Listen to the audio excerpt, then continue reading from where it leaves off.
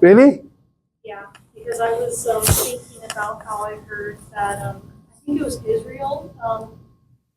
I don't know where in Israel, but I heard that people don't own cats, but they're everywhere. Yeah, but they're everywhere. But they feed them. Yeah, they're everywhere. They treat them like they're part of the community. If you lived in the hills, on the hills of the mountains, if you had like 5 goats or sheep or cows, then yes, the companion would be a dog. Not so much a cat, but a dog.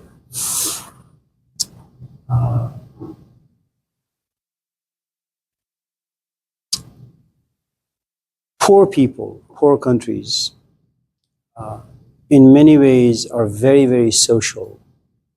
They interact with other human beings.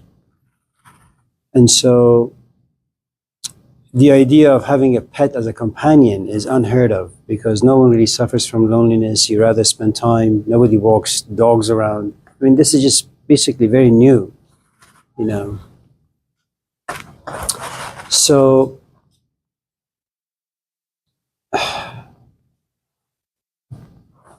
if there is no one to talk to, if you can't relate to anyone, if you're depressed, isolated, if you've been duped into thinking that you have certain incurable disease, that you need pets, to take you here, to take you there. Some justified and valid, of course. But then, of course, you live in a pet culture, and you have the privilege, to take your dog to a yoga shop, and like one of my former students, her cat jumped from one place to another, broke like 6 legs. It was a very special cat. And so took this cat to a cat shop and spent, I think, $12,000 on a cat. Now, for me, that's just stupid. If it was my cat, I'd probably just like barbecue him and eat him, But, but if you're like a 45-year-old woman and you got no boyfriend, no girlfriend, no mom, no dad, no uncles, no aunts, no grandparents, no friends, then yeah, I mean, your pet is your husband. That's not what you get in many parts of Africa or the Middle East, Mexico, India. We're just people. But now everything has changed. Even my Persian friends, some of them, they have cats and dogs. Even when we invite them from Cupertino, sometimes they come and they say, "Can we bring my dog?" Yeah, sure, bring your fucking dog. Idiot. It's bad to get upset so early in the morning. So good luck. Well, anything else you would want to talk about? Yes, Casera. I don't want to hear any questions about cell phones. No questions about cell phones.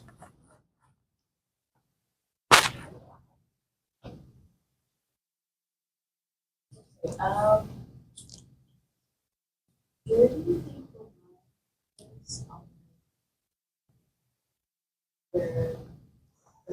for young children? Like, where's the line between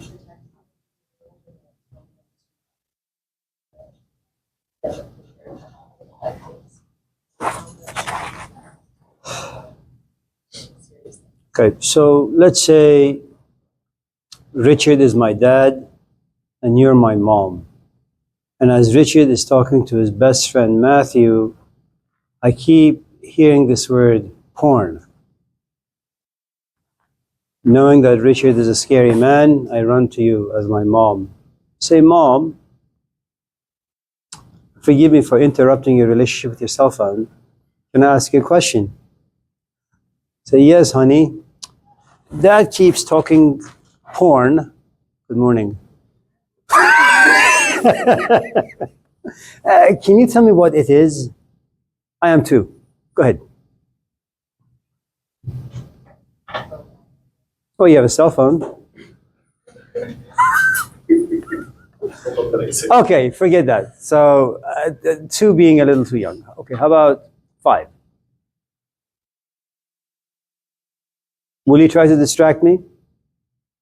Yes. Okay.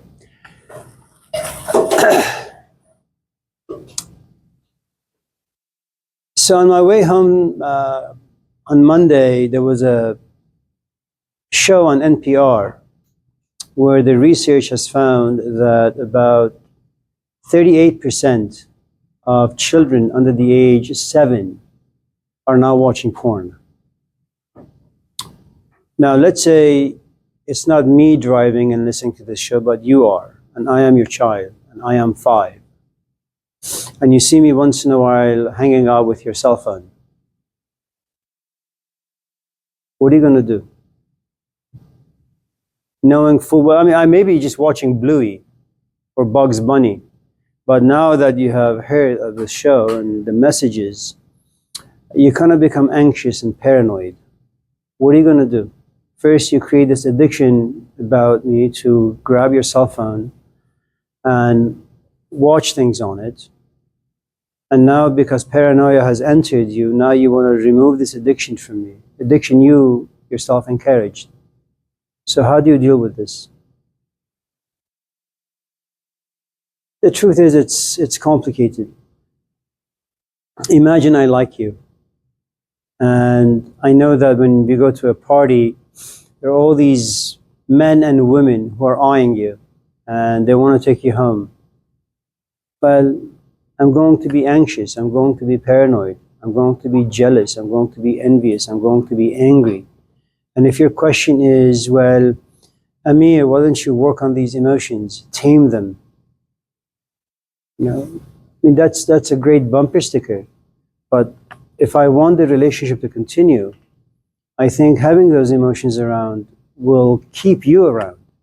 If I was to be like, freedom, no one owns anyone, no one has the right to possess anyone, people are free to go wherever and do whatever, well, shit, my relationship with you is not going to last very long.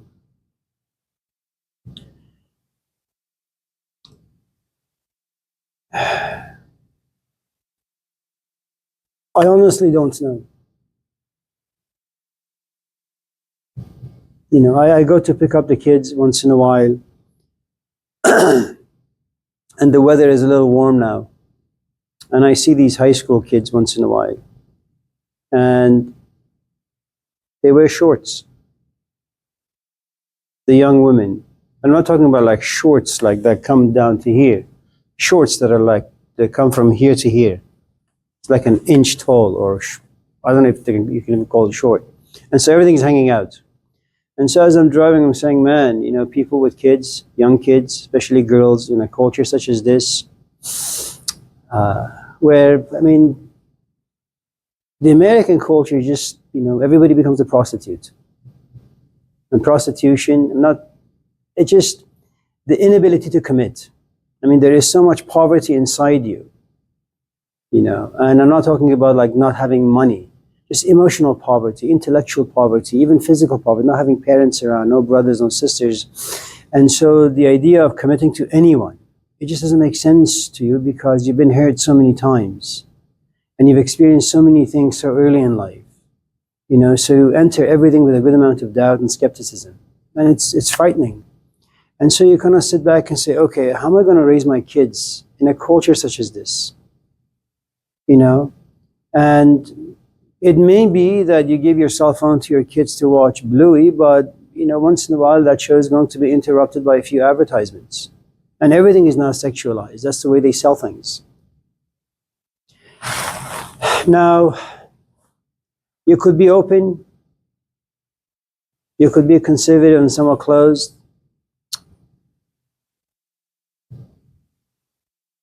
They both have pros and cons, and I'm not really quite sure which is, what's doable anymore.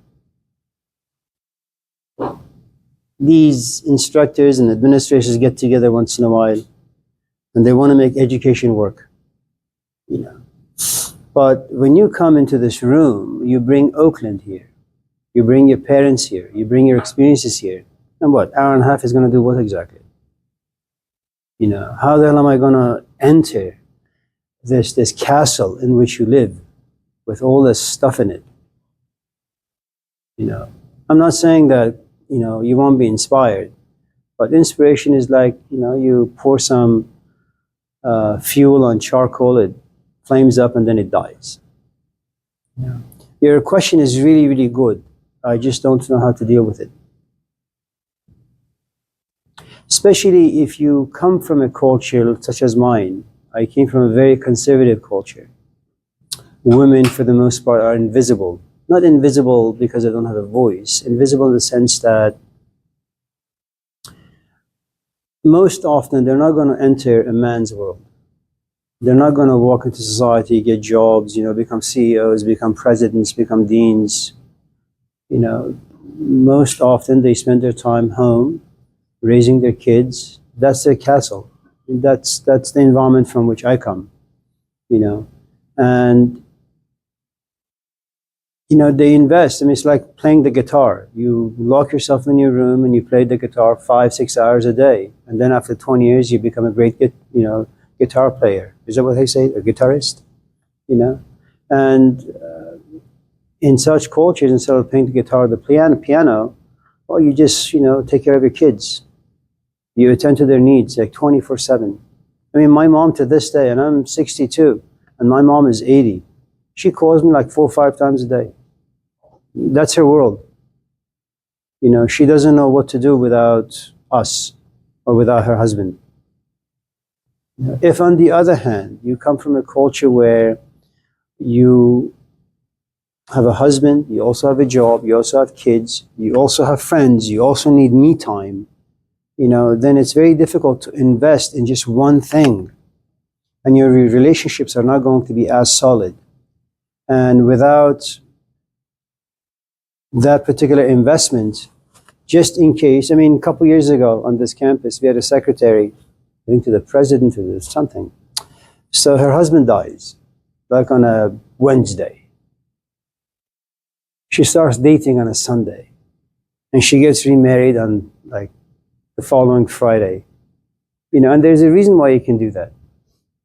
It's because you only see your husband for an hour a day. And the only thing you can share with your husband is how exhausted you are. And then there isn't much really to talk about, especially in long-term relationships. And if your question is, well, how do I make my relationship work? I don't know, pack up your stuff and go to Wyoming or Chicago. Buy yourself like a 10-acre land with lots of cows and goats and dogs. Children are tough.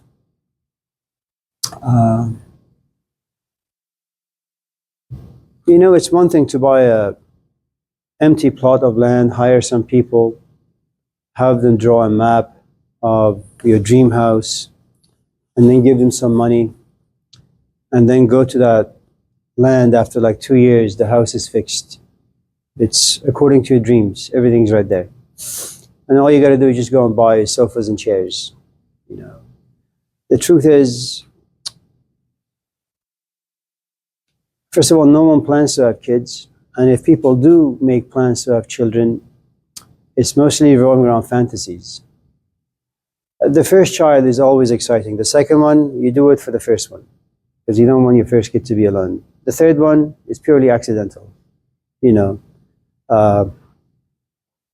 fourth one, you're just sick in the head, for having another one.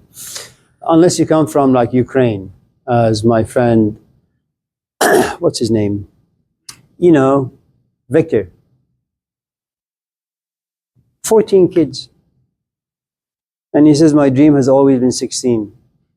And he had 16, but the last 2 passed away.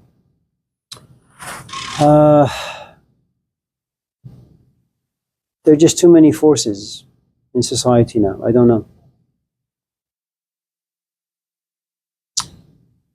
Can I be honest with you, Kasera? There are times I really want to pack up my stuff and just leave, because I don't want to see the outcome of my kids. Because I don't know what's going to happen to them. And I don't think I'm strong enough to see it. Like, I'm not strong enough to see that my son has become a pimp.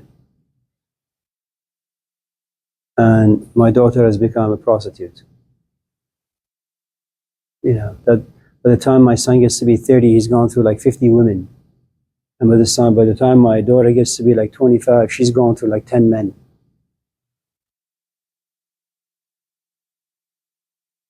Complete embarrassment.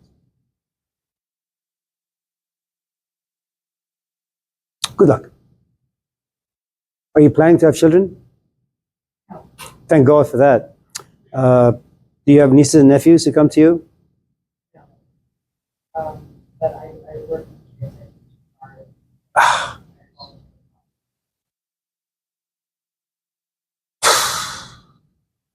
Can you quit?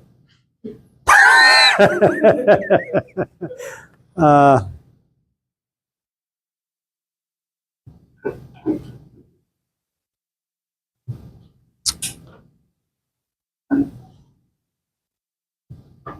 as long as you remain naive and ignorant of the social forces, I think you'll be fine.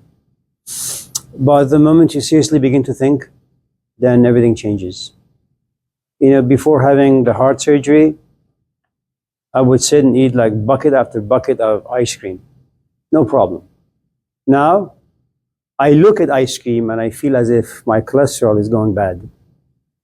You know, you have a good one and a bad one. Just looking at it. So you just become paranoid simply because now you've gone through certain experiences. You know.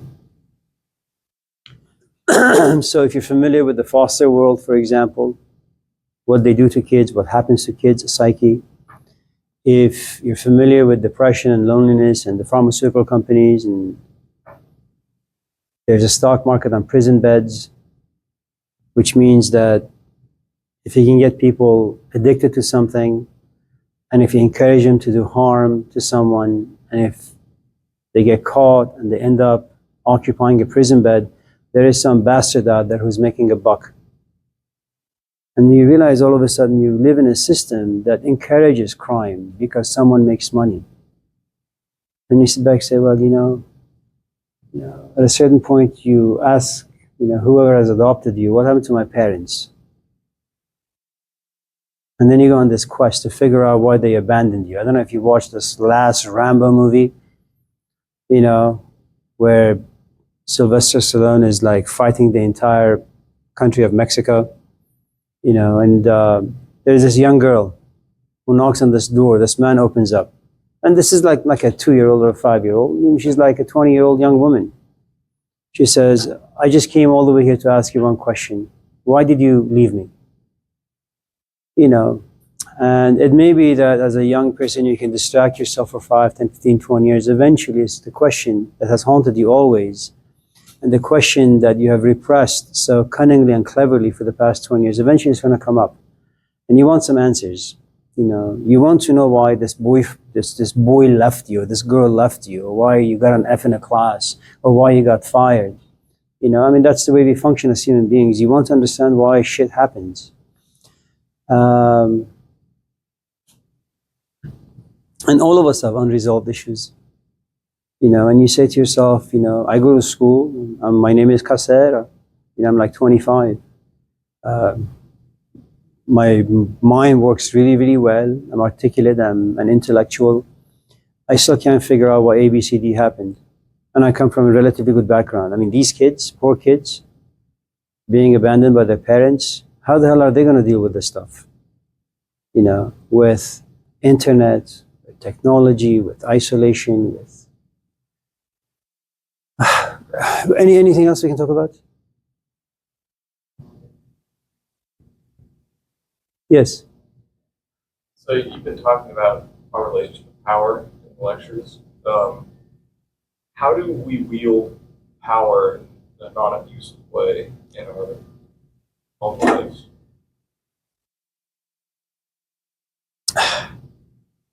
Or is that like inevitable?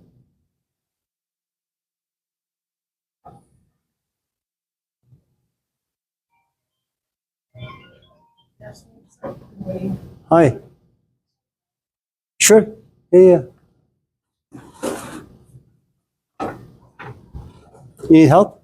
No, it's quite light. Okay. Thank you. Of course.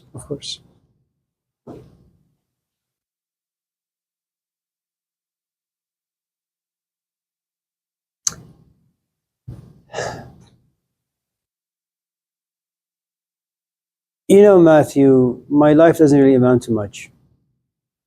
And it is true that I've been here for a couple of decades. It is true I have some power. And it is true that most often I try to make sure that I use my power in the right way. But only my audience knows whether or not I'm using the power properly. But once in a while, I catch myself making fun of students. Like, someone asks a good question. And I say, oh, shit, another, they raise their hand in earnest and they ask their question very sincerely. And maybe I'm not in the mood to talk about it. Maybe I just don't find the question interesting. But with that little power that I assume to have, I am able to dismiss certain people, dismiss certain questions.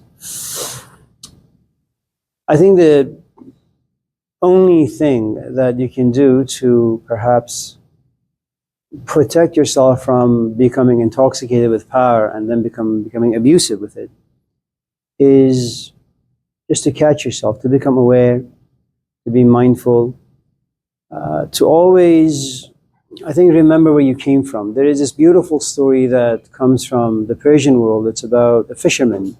I may have told the story to you before.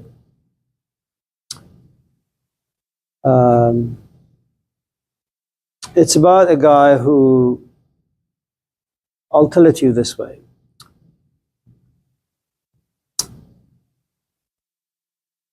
Imagine that I just got my PhD and I'm looking for a teaching position. And by nature, I happen to be profoundly arrogant, okay? But I know that when I walk into the interview, where there is a committee of 15 people sitting, looking at me, judging me, I know that I can't walk into the room being arrogant. So I dress modestly, I become very soft-spoken, I answer their questions very, very respectfully. And they like what I have to say and who I am. They give me the job. Now, they can fire you in the first couple of years, They can just find an excuse and get rid of you on a tenure track. On the third year, it's going to be a little difficult because now, as an instructor who's just been recently hired for a full-time position, you have the power to, in fact, sue the college or the district. But I play it cool for the first 4 years. I'm tenured. Only God can fire me, and that's through death. Okay? Now that I know that my position is secure, I go back and being the person I've always been, crude, cruel, and And so complaints begin to pile up.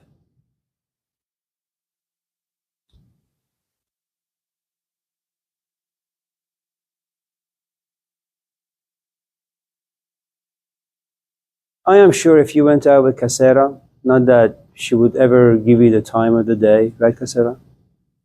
Good job. Why?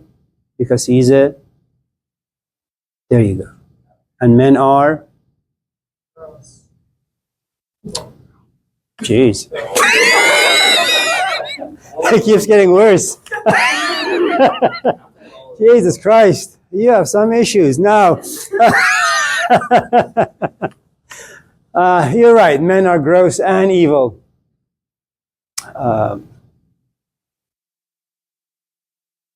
And let's say that you, Matthew, have had a dicey past. Not lots, but some unresolved issues, but they're fundamental. You're quick to anger, you're impatient. But for whatever the reasons are, you like this woman. And so you play it cool. And she begins to like you, and then she begins to love you. And once, you have her, it means that you're a bit more comfortable with revealing who you've always been. Gross and evil. And so your grossness and evilness begin to express themselves. That's what power does. Now, there are two things that can happen. Either Kasera can sit down with you every single day and talk to you in hopes that in one of these conversations that something about you will click, will be inspired, you'll become a bit more mindful, a bit more aware that just in times of anger, you can go for a walk for 10 minutes and then come back home that you realize that she is your companion, you know. She's not your inferior. She is to some extent your equal, even though both of you do different things.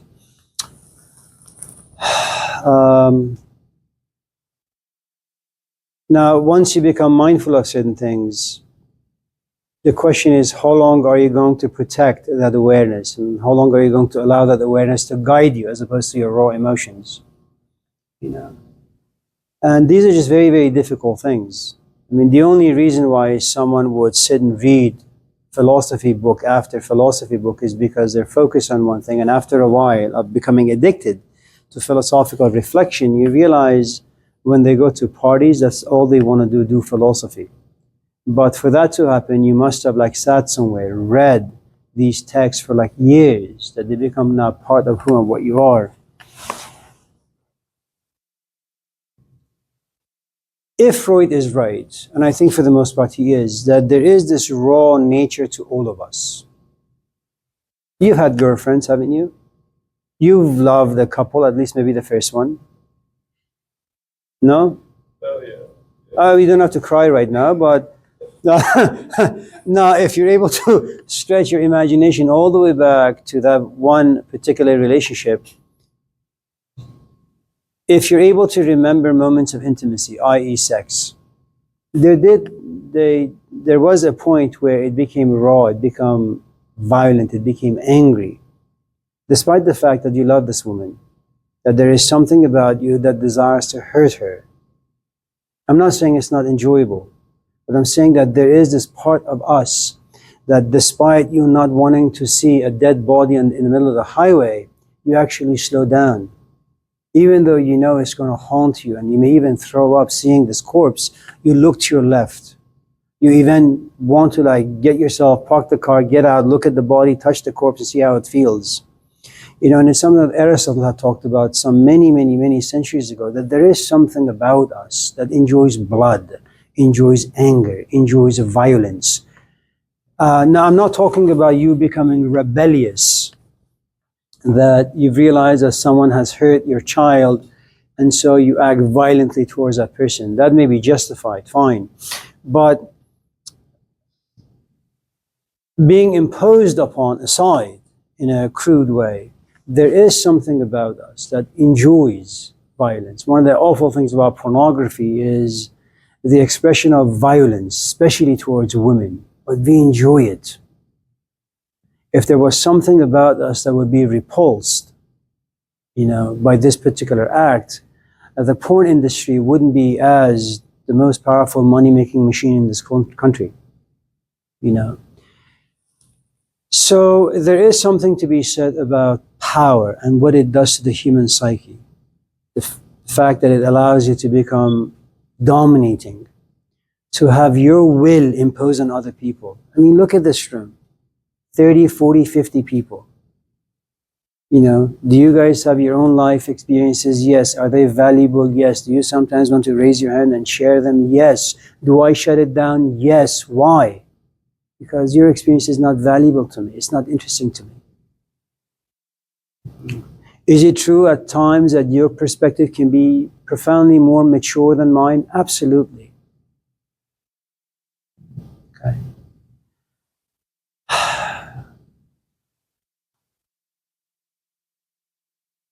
So, I think the first few years of your life, or few decades, you try to gain as much power as you possibly can in life by going to school, by making money. Whenever you go to a party, you shower, you dress nicely. You know, you don't wear a hat. You let your hair flow. You know, you become very soft-spoken. And when you realize that, you know, you want to talk about like Nikolai Machiavelli, and the person you're talking to wants to talk about Kim Kardashian, all of a sudden you realize you're losing power.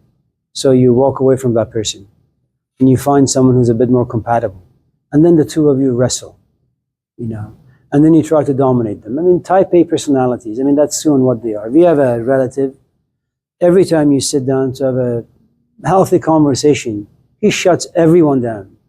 And he doesn't even say anything interesting. He just likes to hear himself talk, you know. But because he has a PhD in economics, because he was born in Iran, because getting a PhD in Iran means a great deal, I mean, that's what the culture, to some extent values, education, you know. And we've tried in so many different ways to tell him that whenever you open your mouth, you just smell bad. I mean, the things you say are relatively okay, but just the way you say them and the way you express yourself, it's just bad. No one listens to you. No one really cares for what you have to say. But he has no awareness, even though he's like an 80-year-old guy.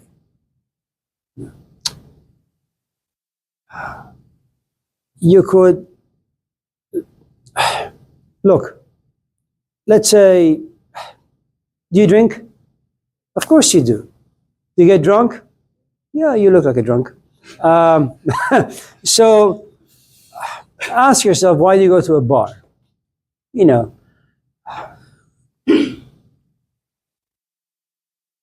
All sorts of branches in this culture have joined hands to create a lonely, sad, depressed, isolated, alienated human being. It's you.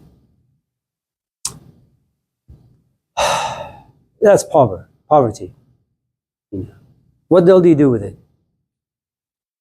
Well, you take your sorry ass to a bar or to a party, and the first thing you ask when you're invited is there going to be alcohol? They say yes. Are there going to be chicks? Yes. Are they going to be hot, cold, or like warm? What does that mean? I mean, are they like attractive, easy? Are they like hard to get? What's the story?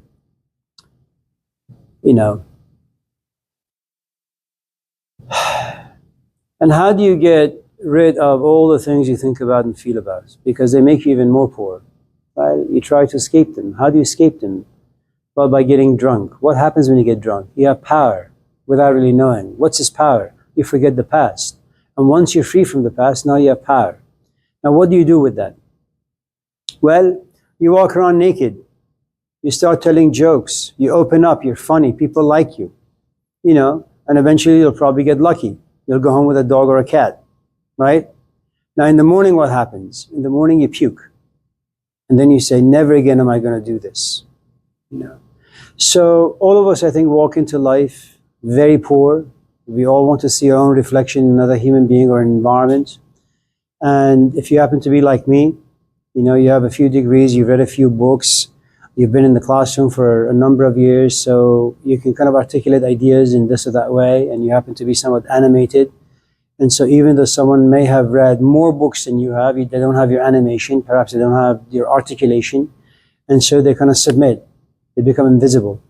And you walk away from the class saying, man, I did a really, really, really, really great job. And to be truthful, after class, on Monday, I go home on Monday, driving home, and throughout the night and day, and Tuesday, which is yesterday, I keep thinking about Richard and his question. I say, man, that was a really, really good question. And then I think about my response. Amir, you really, really, really fucked up.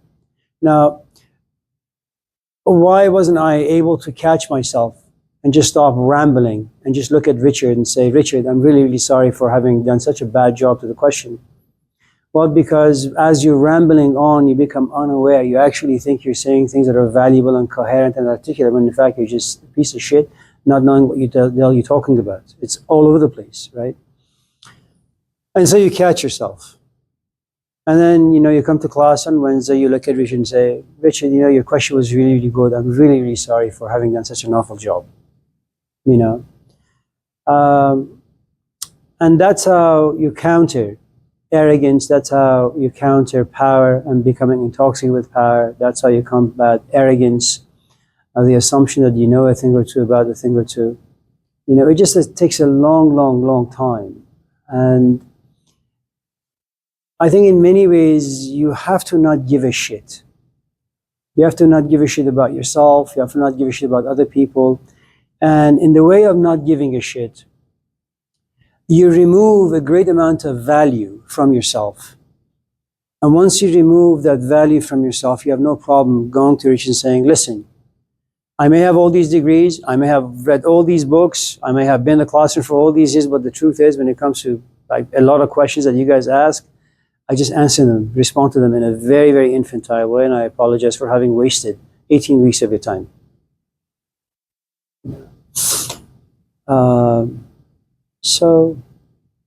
But rest assured, you're going to spend the first 40, 50 years of your life trying to amass power, because that's the only way you can control life. And the other aspect is people are mean. And one of the ways you can control people is by buying a house in a gated community where your kids are safe, your marriage is safe, just the life you have built for yourself is safe. I mean, deep down, if you really, really think about it, I mean, this is no longer the 1960s and 70s when you can leave your house and go on vacation for 2 weeks and leave the front door unlocked. That time is no longer with us. You know, the culture no longer makes people the sort of being honest in a way that, you know, we used to be 4 or 5 decades ago. You know, poverty has a different smell to it. The people are just made differently. The culture is just different. You know, this idea of feminism, these women walking around saying, respect me. Are you fucking kidding me? This day and age? The sort of men produced by this culture, the sort of advertisement you have, the kind of way technology plays with all of us, you know, this culture being so hypersexualized, it's impossible for any man to look at a woman and not desire her body. It's not possible. Unless you happen to be profoundly mature. Or you've been trained by your mom, slapped you every time. You know, you talked about porn or sex or this or that. That's demeaning to women, you know. So, power.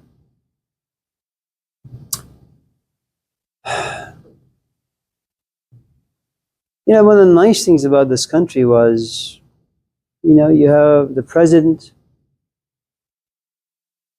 you have just the regular politicians, the Congress, who they can pass things or deny things, and then you have the judges. You know, so no one branch could exert their power, impose their power on others. But now, you know, one branch is just dominating everything. You know, and everything is just falling apart. Now,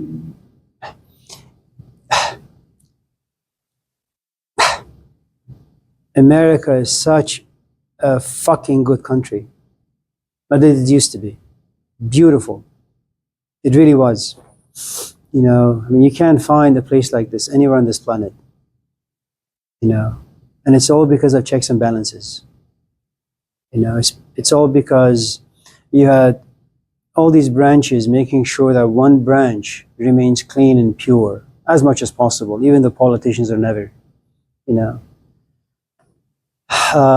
And the sad thing is that, you know, I mean, go back to the presidential debates. Nixon and Ford, you know, Ford and Jimmy Carter, Carter and Reagan, Reagan and Mandela, you know, Bush, Ross Perot, and the senior Bush, then the junior Bush, then Obama. And you look at how it has trickled down and you say, really? You know, how could all of a sudden things turn this way? And it has, you know, where you have like Trump in his debate with, what's her name? Hillary. You know, as she's like walking and talking, he's like walking behind her. You know, you have never seen anything like this before. And then you have politicians bad-mouthing each other on the stage to each other's faces, all being televised, you know. And you say, okay, at one point, can someone like make sure this guy doesn't get too drunk of the power given to him or her? You say, well, you know, it's gone, it's finished, you know.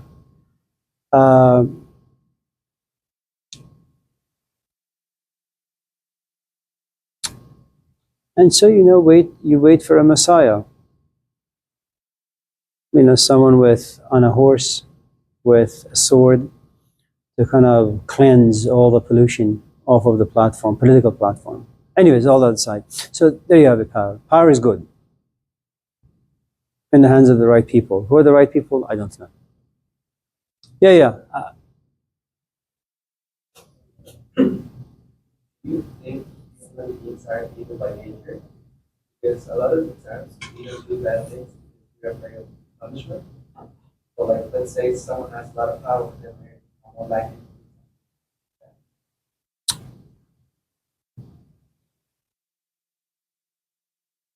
Do you have a girlfriend?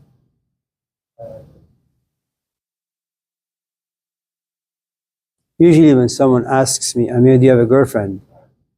I immediately say, no. But if I pause for like 5 seconds, do I have a girlfriend? Does she love me? Do I love her? Then I say no. That's a different story. Let's just say you have a girlfriend. Is that okay? And let's call her, what name do you like? It starts with a C.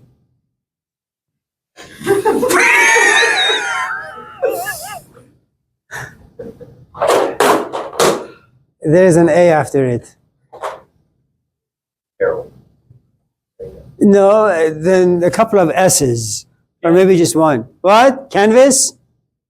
Yeah. What's her last name? Modules?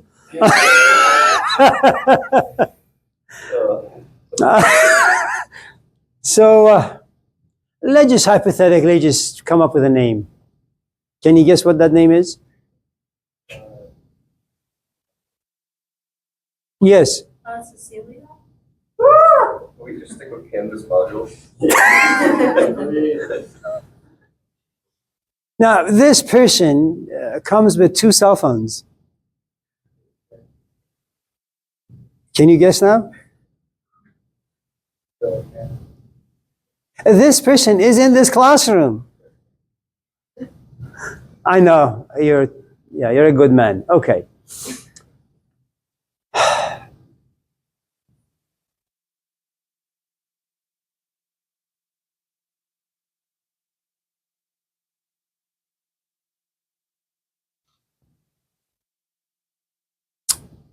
Look to your left.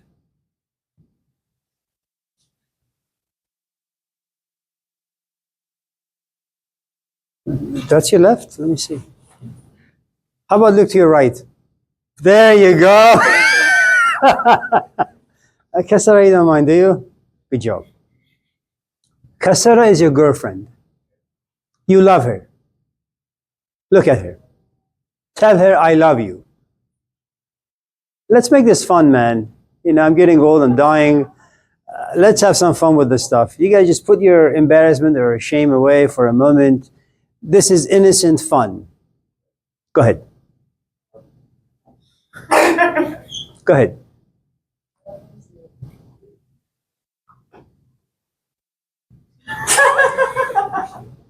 Now, is it true that you're a man? Is it true that you enjoy things that are attractive? The smell of coffee, walking into a clean house, seeing a nice car, you know, a nice day, walking by the ocean by yourself. These are just attractive things to be around. You love Kassara. Kassara loves you.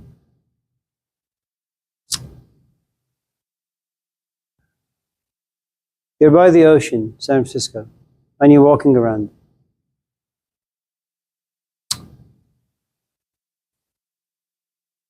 And it's a warm day. All of a sudden, this young woman, let's just say she's 25, and she's running. Have you ever watched Baywatch? You have. You filthy young man. Now, so the first Baywatch had Pamela Anderson in it. Okay. Do you know who I'm talking about? You're more filthy than I thought. Now, imagine in the now in the show, of course, she was wearing a one-piece bikini. Okay. Imagine someone with similar features, young, and so she's wearing a two-piece bikini. It's like an underwear and a bra. Okay. and let's say they are the wrong size. They're either 5 sizes too small or 25 sizes too big. So either way, as she is running, her bathing suits are just falling off. As a man, will you be attracted to this particular person's body? The answer is yes. Will you begin to have fantasies? The answer is yes. Now, if you were to be single, there's a good chance that you will probably, even though you're like overweight, right? You're like 500 pounds, you'd probably run. And you say, can you slow down? Can we run together? And so you try to keep up with her.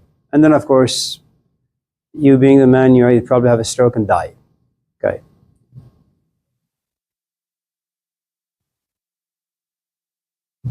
Let's say you're a nice enough man where, as the two of you sitting and talking, and you're single, eventually you ask her out on a date, she says yes. You have this relationship with her.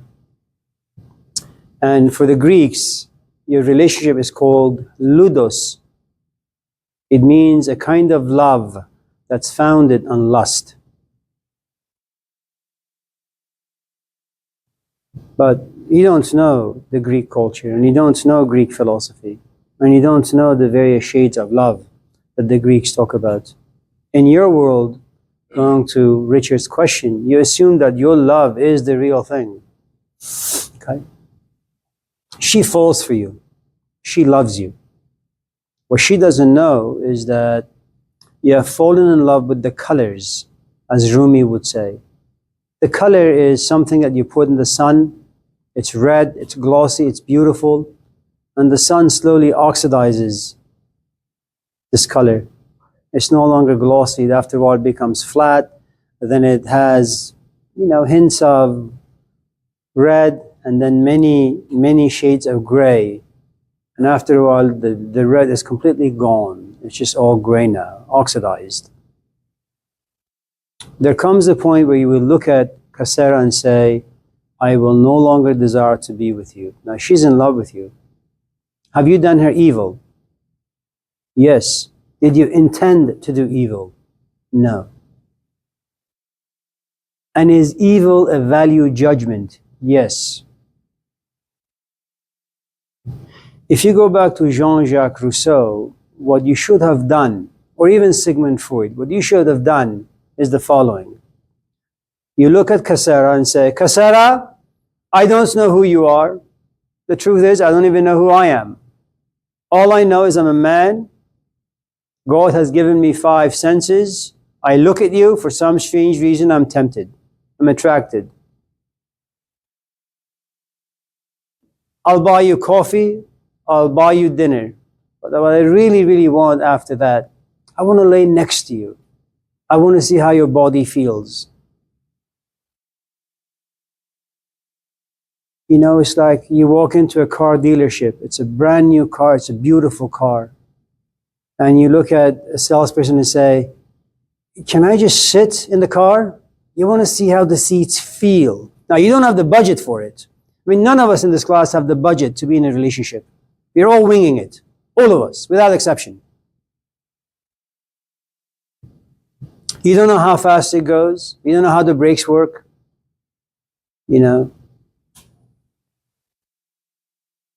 But at least the only way that you could fend off any evil that may be caused by you is your honesty. You look at Kasera and say, I don't know what lives inside you, but the exterior, I love. And you build all sorts of emotions on this house. Now, let me change the scenario a little bit. Imagine that you have a girlfriend and her name is Elise. Is that okay? You love her. She loves you. She's walking with her mom about 2-3 miles, and you're walking around the lake, and it's really, really a warm or hot day, and there she is, Kasera, running in her 2-piece bikini. Are you going to run after her? Yes. But you're going to pause. You're going to reflect. You're going to feel bad. You don't need Jesus Christ. The history you have with Kasera will create enough punishment inside you. Guilt, shame. You know, I remember, what's his name? Carter, Jimmy Carter. He was, I think, being interviewed, I don't know if it was by Times Magazine or Playboy Magazine, and the interviewer asked, do you have lust in your heart? This is the 1980s. Everything about America was different in the 1980s. And he said, yeah, sometimes I have lust in my heart. And man, that was such a huge news in the 80s.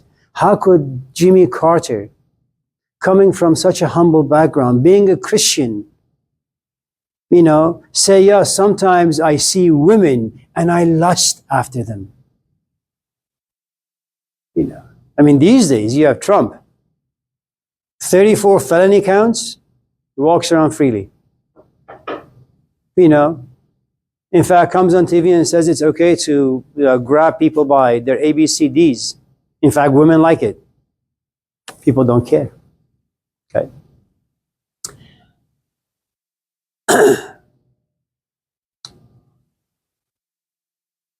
Now, you haven't really done anything.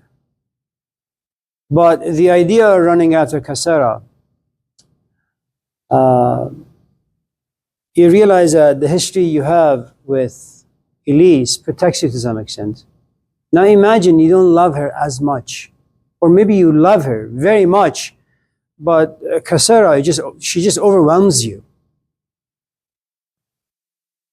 Do you really want to throw your relationship in the trash can? No.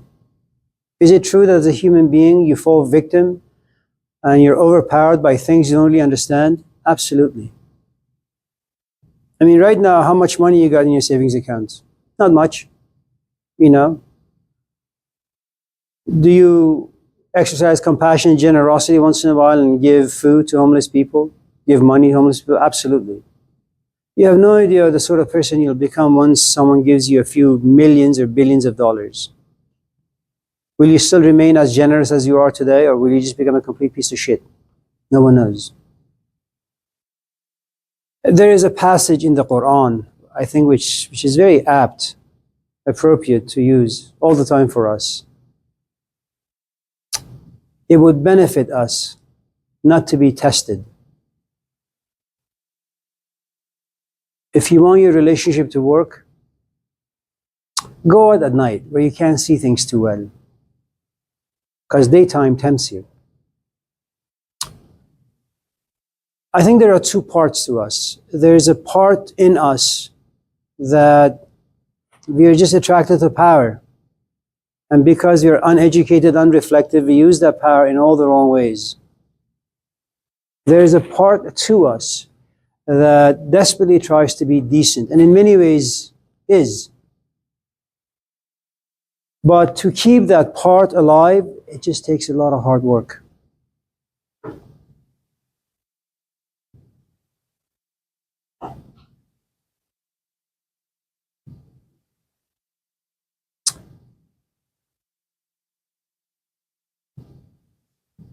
I mean, do you really need to be Warren Buffett with billions of dollars in your savings accounts? What the hell are you going to do with all that money? Knowing that about 50% of the American population lives under the poverty belt.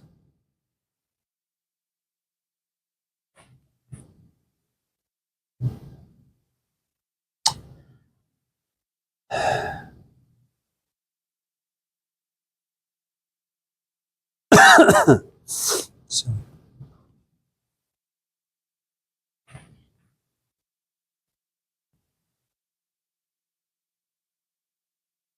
Can I tell you a story? A few years ago, I went to Costco. And did I tell you the story already about tomatoes? No tomato story in this room? So I went to Costco, right? We used to make sandwiches here on campus. And Costco had their tomatoes in these boxes. And I think 6 tomatoes per box. These are like humongous pieces of tomatoes. So, well, you know, I'm just gonna like put an extra one somewhere there. So I put 7. It's Costco. What's one tomato gonna do? I mean, they throw out so much good stuff in the trash.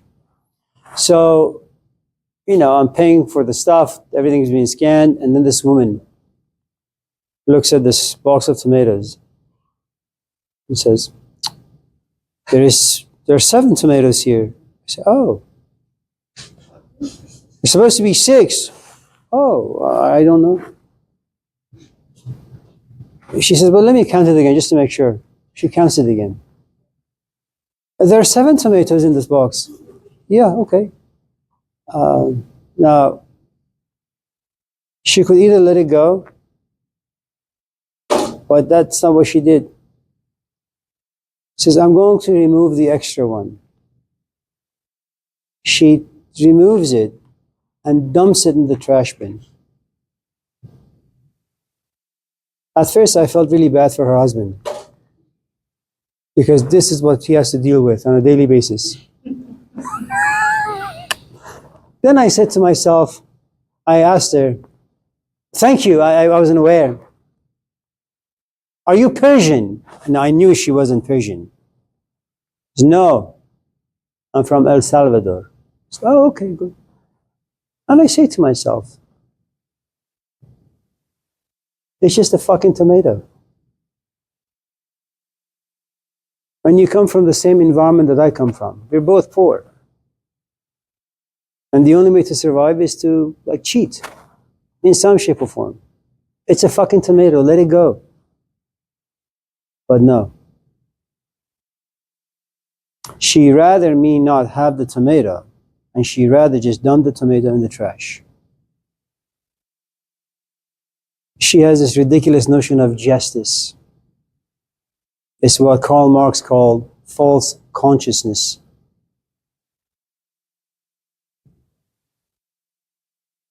She lives, according to her, a noble life, protecting Costco. If all the other customers are going away with 6 tomatoes, Amir Sabzawari has no right to walk away with 7 tomatoes. Amir is a cheat. Amir is evil. I think a more decent thing to do is, say, Costco. I'm being exploited on a daily basis. What she should have done, she should have said to me, wait, I'll be right back. She should have gone to the fruit section or vegetable section, grabbed an extra 2 tomatoes and put them in the box. So I could walk away with 8, 9 tomatoes, not just 7.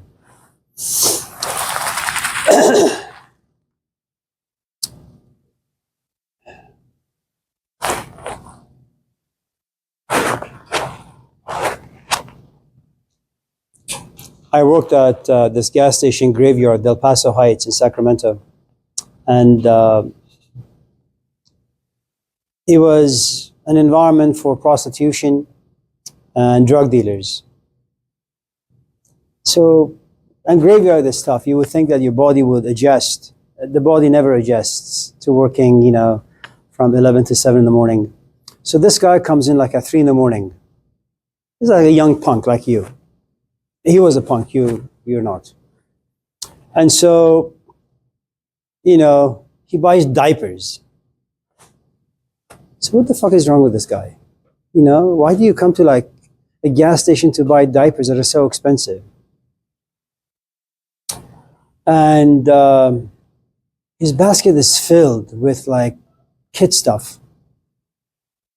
And I say to myself, man, this guy doesn't look like he's got any money. And this guy doesn't look like he's got a nice house. And he's like 20. What 20-year-olds live in Del Paso Heights? Just bad luck. And it's not like he has a kid because he planned it. He had sex, now he has a kid. And I remember my own friend goes out on a date, has sex. All of a sudden, the woman knocks on his door saying, I'm pregnant. Then her father comes in and says to him, I'm a sheriff. If you don't marry my daughter, and they were Catholics, or they are, if you don't marry my daughter, you know I'm a cop. I will damage you.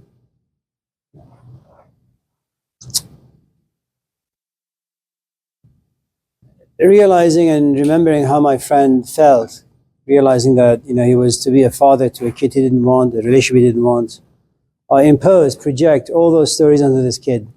So I ring him up.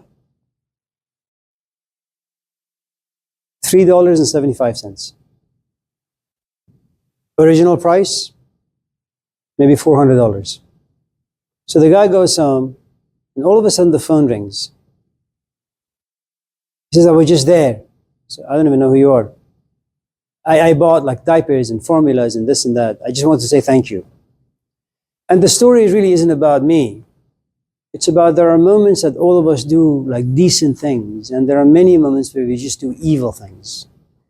And you just gotta be okay with the fact that there is a part of you that's just a piece of shit. And there's a part of you that's like noble.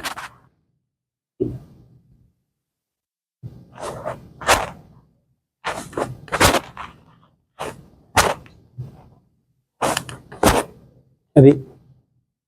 Anything? You at some point have the ability to hold both sides of yourself together.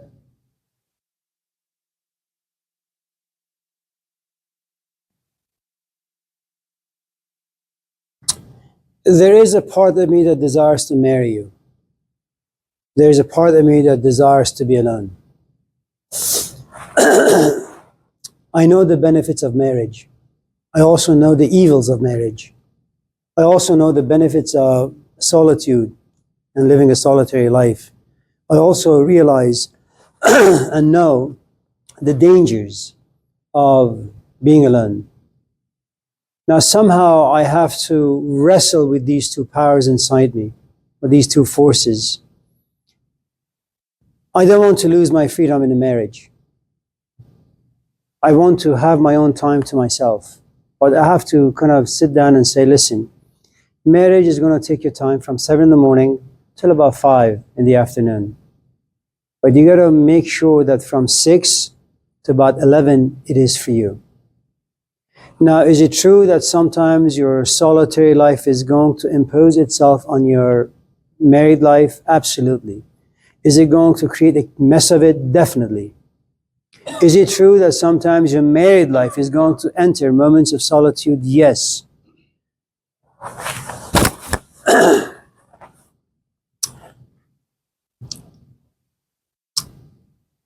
You have to have deep conviction, deep faith. You have to be profoundly strong to say, you know what? I know what marriage looks like. And there is nothing bad about it. I just don't want it anymore. And I just want to buy a cabin somewhere in Grass Valley and just live there. And I pray I never get sick where I'm just bedridden. And because once you walk away, you burn bridges. Once you realize that you really love your solitude, and you only want to hang out with certain people who think like you and feel like you and are like you, but you only want them around once in a while, And so you take this leap of faith that just in case you get sick, you'll still have enough power to make yourself some soup, that you will not have cancer, that you will never have a triple bypass, that once in a while, should loneliness get you really, really depressed, you'll have the stamina and the energy and the creativity to sit and write a poem. Maybe write a couple of pages. Maybe sit and pray. Maybe go for a walk. And when you realize, well, you're really desperate for companionship, maybe you'll buy yourself a nice German Shepherd.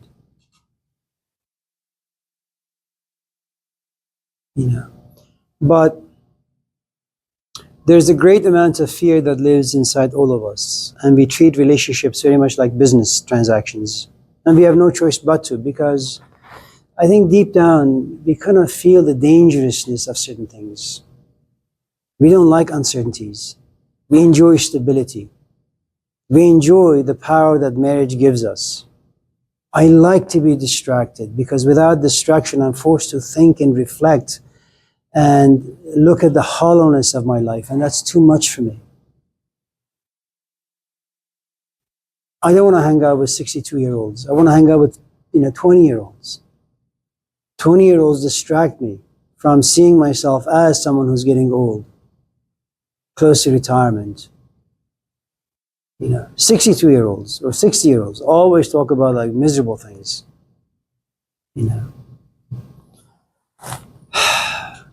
There was a guy, you can YouTube him, a really, really interesting fellow. His name is John Butler. Married, and he used to do some exercises. And so on this particular occasion, he was sitting with this woman and he was doing breathing exercises. And then he was a very faithful man, very committed to his wife and his family life. But inspiration. All of a sudden, something just comes out of you and enters the other person. And something from the other person just comes out and enters you. And there is this magic that happened between them. And this magic ultimately expressed itself in physical intimacy. And it was beautiful. And for the first time, he came to realize that he doesn't want to have sex with anyone anymore. And he doesn't want to be with anyone anymore. So he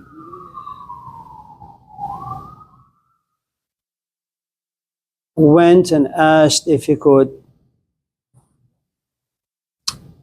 live in a church. And eventually, after some interviews and some asking around, he eventually was given one. He just lives on his own, by himself. And I think right now he's about 90. You can YouTube him. He's a nice guy, and there's a humility to his voice and the way he talks and the way he expresses ideas. And part of it may be his temperament. The other part may be the fact that he's lived alone for such a long time that he doesn't want to see his own reflection in other people. He's not looking for power. He's rich within himself. I'm sorry, I just forgot your question. I'm sure it was a very good question, though. Anyone else? Before? Yes, Erica. Well, so just ask it. Does honor killing actually have anything to do with honor, or is it just a justification for patriarchal control?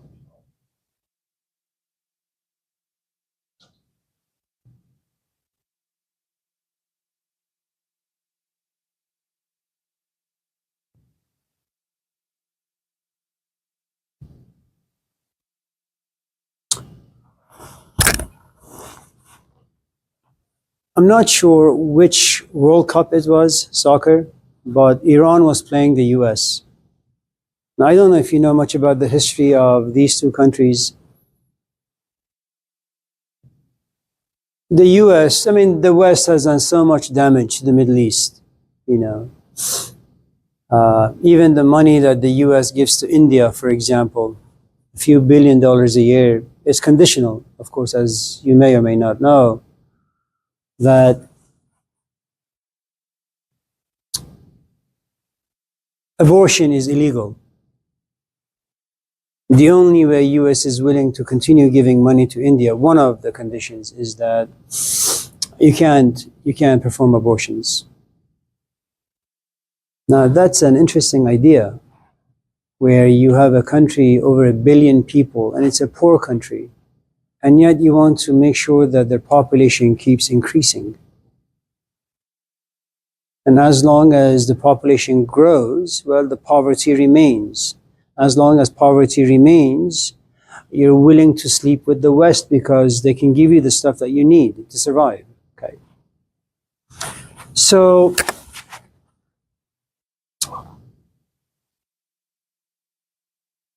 For the Persians, it wasn't about soccer. For the Persians, it was about honor. It's about a culture that has been around for about 5,000 years. We used to be an empire, you know. And whenever you have anyone coming from any culture that's about 2, 3, 4, 5,000 years old, there is so much of who they are is about their culture. Okay.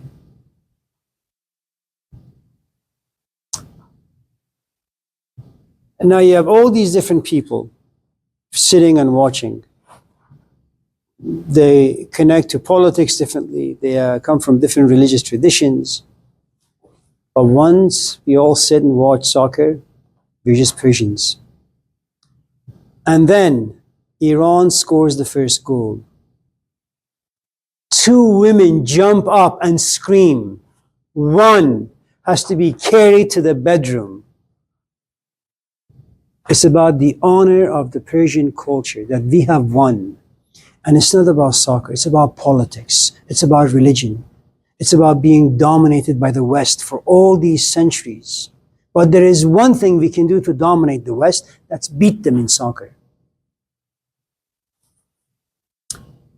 If you are my sister, now you have to understand that everyone in our community knows who we are. They respect us. And we come to class and Richard looks at you. And you live in a culture that says, listen, men and women live in 2 different worlds. Men and women don't coexist in the same space. You know, you have your world, she has hers. Your job as my sister is get through school, get married, have children, live your life and then die. Having raised a good kids and an honorable marriage. And just in case life shits all over you, you know how to pretend. Because you have self-respect. You don't gossip about your life. Your life is your life. No one should know about your life. It's your life. Respect it. Good or bad, keep it to yourself. Then you and I come to class. Richard looks at you. You keep looking at him. Richard looks at you. And he smiles. You look at him and you smile back. Matthew lives next door to us. Okay? He hangs out with my brother, your brother. He tells my brother what happened. My brother tells my mom and my dad. My dad gets pissed. Why? Because you have contaminated our reputation in our community. You're not just a young woman flirting. You're acting like a whore. Who you are is the creation of your environment. And you have to carry that cross. You carry that cross. Like it or not. Honor killing, for the most part, has to do with your relationship to your parents, to your religion, to the tradition. And you can't disrespect those things. Number one, because it takes a long time. I mean, you've been married, right? Or you are married. You know how long it takes to create and solidify a relationship. You go through lots of wrestling to eventually take your man and say, Mom, I'm going to marry this man. And then you guys go through all these like shipwrecks. And then you reach calm waters. It takes a long time for a culture to create stories where people know what to do when they're depressed. When someone loses a parent, when someone loses a child. It takes a long time. It can't be created in just 2 centuries or 3 centuries. It doesn't work that way. So when you go against that tradition,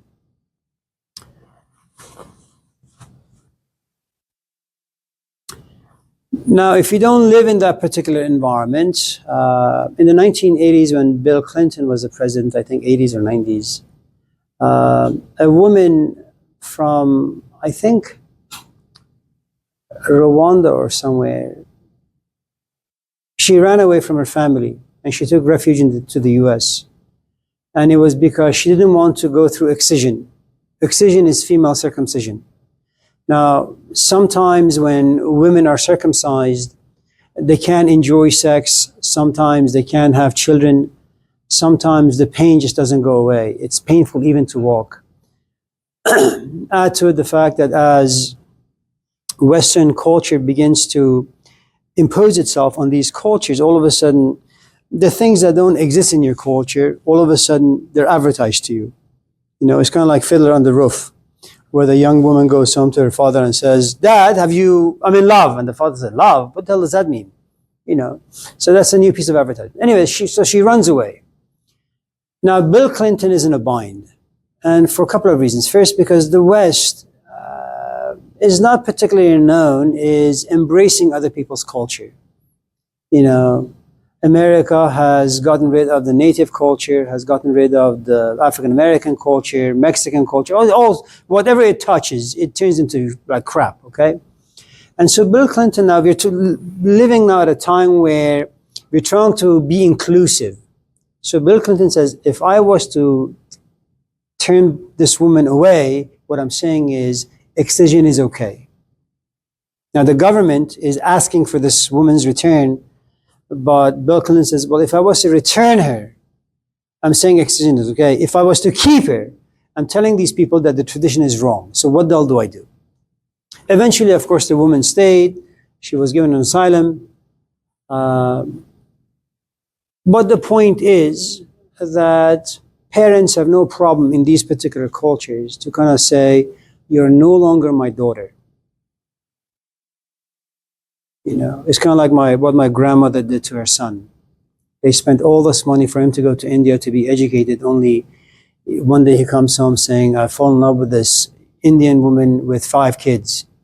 And my grandmother said, what the fuck? You know, it's fine if you fall in love with a woman with 5 kids. Are they yours? No. They're from like 2 different men, you know. And she tried, but the culture just doesn't allow for such things, you know. And eventually she looks at him and says, you're no longer my son. Get out. And so when he called from Canada, like 30 years later, my grandmother eventually forced her to pick up the phone and talk to her, to you know, the son. And the first thing she says to him after 30 years, do you remember what you did to your father and I? Your father had a stroke because of you. He died. You're still not my son. Yeah. In a culture such as this, for example, where you don't belong to an honor system, you don't really belong to a family, at the age of 18, you can just go away and find your way, and once in a while, you know, talk to your parents, and just in case you don't see them, you can shove them in a nursing home, you know, and that's okay.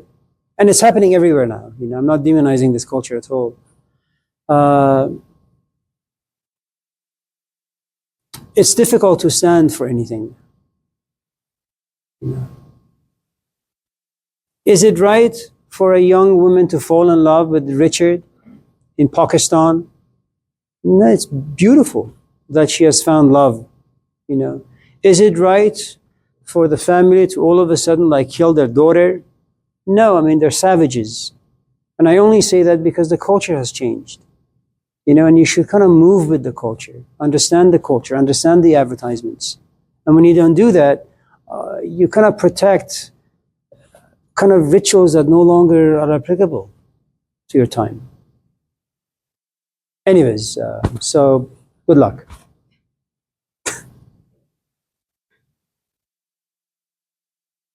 Is it time? Are we good? 11. What? It's 11. Oh, I'm so sorry. Martel! Markel. You didn't say anything. You are my alarm clock. She said that we might not have enough time for my question. Why do you ask such questions in an untimely way?